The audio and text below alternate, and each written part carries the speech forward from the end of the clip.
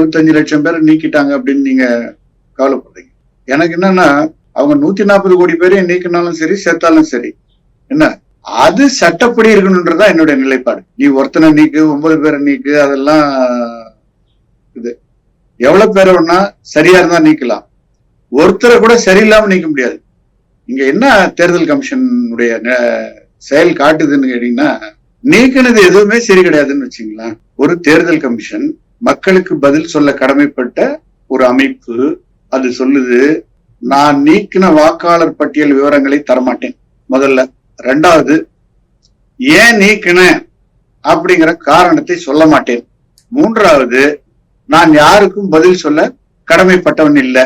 என் கேள்வி என்னன்னா, நான் ஒரு வாக்காளர், என்னுடைய விவரங்களை யார்கிட்ட கேட்க முடியும்? தேர்தல் கமிஷன் தான் கேட்க முடியும். என் குறைபாடு எனக்கு வாக்காளர்கிட்ட கொடுக்கறது யாரு? தேர்தல் கமிஷன்.